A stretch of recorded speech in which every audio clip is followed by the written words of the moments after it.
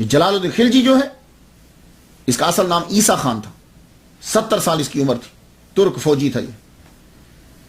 تو کیقوباد کی موت کے بعد جلال الدین خلجی جو ہے وہ دہلی کے بعد سنگھاسن پہ بیٹھا، خود بھی شاعر تھا، شاعروں کی قدر کرتا تھا. اس نے امیر خسرو کو دربار میں بلایا اور دعوت دی. جب آپ نے کلام سنایا تو بڑا محظوظ ہوا، بڑا محظوظ ہوا، اور امیر کا خطاب اور عہدہ دے دیا. کہا کہ ہم تمہیں یہ اتنا بڑا عہدہ دیتے ہیں اور نیچے تیرے پیادہ اور فوج، سوار اور پیادہ، اتنے امیر بنا دیا آپ کو، لیکن تم رہو گے ہمارے ساتھ.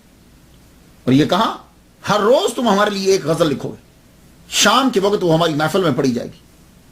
تو امیر خسرو رحمۃ اللہ علیہ اس کے ساتھ رہے، تقریباً 6 سال سنگت رہی. آپ روز اس کے لیے ایک غزل لکھتے.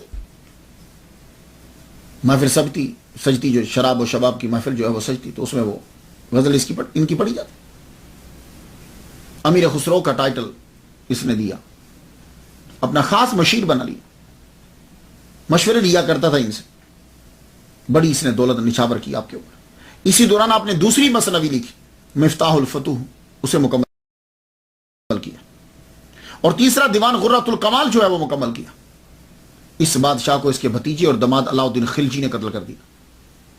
علاء الدین خلجی نے جلال الدین خلجی کو مار دیا. یہ کون ہے؟ بھتیجا اور دماد ہے. علاء الدین خلجی جو ہے یہ 5واں بادشاہ جس کے ساتھ امیر خسرو رہے.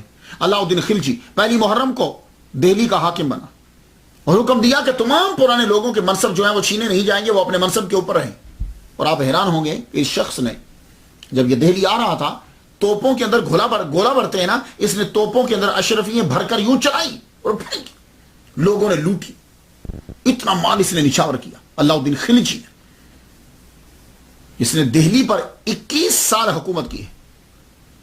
اور یہ وہ دور ہے کہ جس میں امیر خسرو رحمۃ اللہ علیہ نے سب سے زیادہ تحریر کیا اور لکھا. یہ بھی آپ کا بڑا قدردان تھا. اس نے ساتھ رکھا امیر خسرو رحمۃ اللہ علیہ کو. اسی دور کے اندر امیر خسرو نے خزینۃ الفتوح جو ہے وہ مکمل کی. بادشاہ کے تعمیراتی کام، انتظامی امور، حفاظتی امور پر لکھا. مطلع الانوار 3310 اشعار ہیں اس کے اندر. 15 دن کے اندر امیر خسرو رحمۃ اللہ علیہ نے اس کتاب کو لکھا. مثنوی آئینہ سکندری 4 جلدوں میں لکھی، 4500 اشعار ہیں اس کے اندر. مثنوی ہشت بہشت یہ آپ نے لکھی. علاء الدین خلجی آپ کے کام سے بڑا خوش ہوتا اور بڑے انعام و کرام سے جو ہے وہ نوازتا تھا. علاء الدین خلجی کی بڑی آرزو تھی کہ وہ حضرت نظام الدین اولیاء رحمۃ اللہ علیہ کی زیارت کرے، ان کی خانقاہ کو دیکھے. اصل میں ہوا یہ ہے کہ بادشاہ جو ہے وہ نظام الدین رحمۃ اللہ علیہ سے ڈرائی کرتے تھے، کیونکہ ان کے دربار کے اندر ہر وقت لنگر اتنا رہتا تھا اور بادشاہ شہزادوں کی آمد رفت بھی رہتی تھی. بادشاہ یہ پریشان رہتے تھے کہ اتنا پیسہ کون دیتا ہے ان کو کہ اس قدر لنگر عام ہوتا ہے. کہ نظام الدین رحمۃ اللہ علیہ محبوب الہی کے دربار کے اندر اتنا لنگر کہاں سے پیسے آتے ہیں؟ تو ہر ایک جستجو کرتا تھا. تو شروع کے جو بادشاہ تھے وہ تو ذرا کم جستجو کرتے تھے. علاء الدین خلجی کا ہو میں مشاہدہ کروں، خود بھیس بدل کر جاؤں. یہ بات امیر خسرو رحمۃ اللہ علیہ کو پتہ چل گئی کہ علاء الدین خلجی بھیس بدل کر آنا چاہتا. آپ فوراً گئے محبوب الہی حضرت نظام الدین رحمۃ اللہ علیہ کی بارگاہ میں پہنچے. تو آپ تو مرید تھے، کہنے لگے حضور ایک بات عرض کرنا چاہتا ہوں. علاء الدین خلجی بھیس بدل کر آ کے مشاہدہ کرنا چاہتا ہے، پیسے کہاں سے آتے ہیں، ملنا چاہتا ہے آپ سے. آپ نے فرمایا تو تم کیا چاہتے ہو؟ کہا حضور مل لیجیے. فرمانے لگے نہیں، دیکھو ہمارے 2 دروازے ہیں، بادشاہ جس دروازے سے آتی ہے تو یہ تصوف یہ صوفی دوسرے دروازے سے نکل جاتا ہے. میں تو نہیں ملوں گا اور تمہیں بھی چاہیے تھا کہ تم مجھے نہ بتاتے. اب واپس جا کے کیا کہو گے؟ اگر اسے پتا چل گیا کہ تم نے اطلاع دی ہے تو پھر تو امیر خسرو رحمۃ اللہ علیہ کہنے لگے حضور میں آپ کو نہ بتاتا تو میرا ایمان جاتا، بتایا ہے تو بس جان ہی جائے گی اور کیا جائے گا. اللہ اکبر.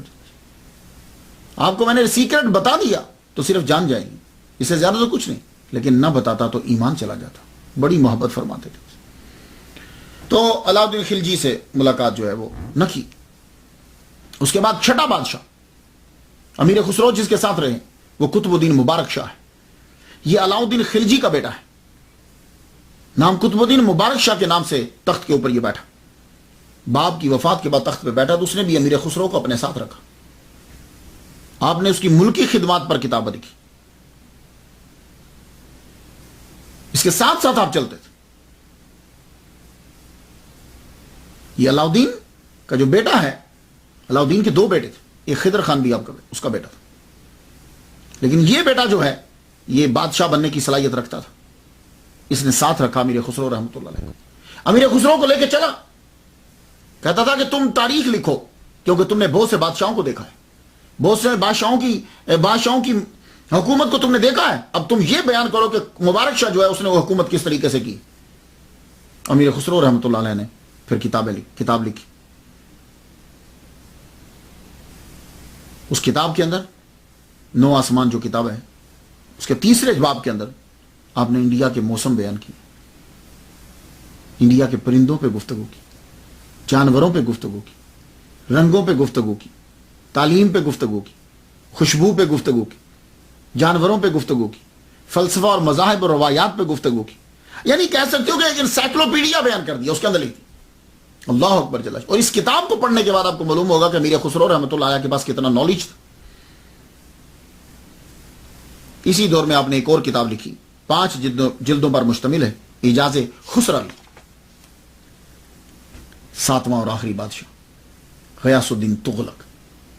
7 بادشاہوں کے ساتھ امیر خسرو رحمۃ اللہ علیہ رہے۔ یہ 7واں بادشاہ غیاث الدین تغلق ہے۔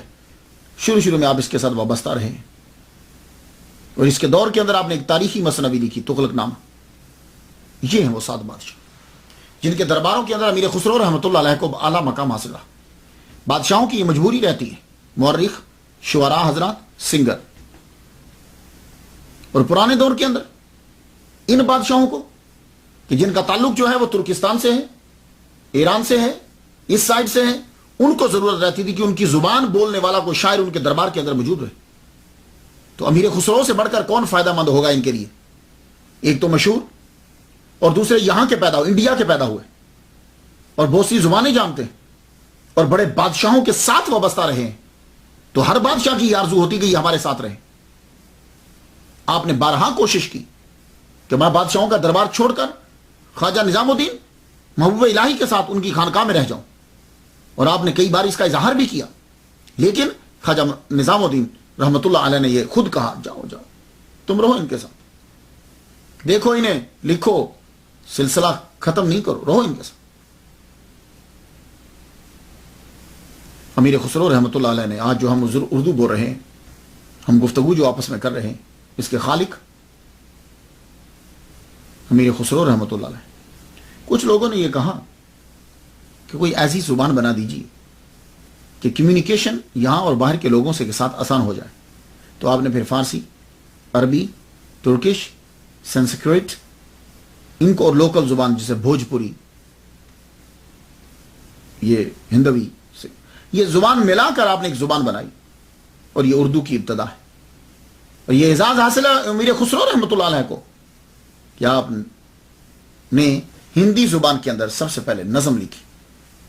اسے ہندی، آج کل ہندی کہہ دیتے ہیں، اردو نہیں کہتے۔ امیر خسرو اور حضرت نظام الدین رحمۃ اللہ علیہ۔ امیر خسرو بیسیکلی صوفی اور تصوف، صوفیوں سے محبت اور تصوف کی طرف مائل۔ پیر کے کہنے پر آپ بادشاہوں کے ساتھ رہتے۔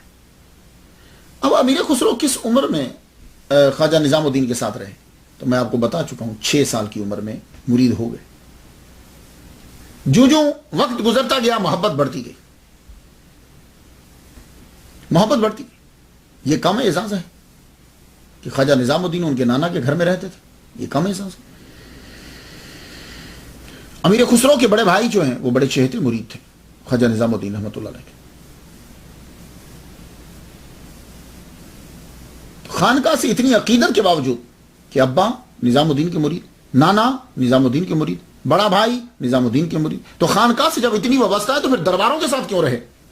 تو میں آپ کو بتا چکا ہوں کہ خود خواجہ نظام الدین رحمۃ اللہ علیہ نے کہا تھا، جاؤ پھرو دیکھو اور دربار سے سلسلہ بنائے رکھو۔ مگر اس کے باوجود آپ خواجہ نظام الدین رحمۃ اللہ علیہ کے ہاں حاضر ہوتے،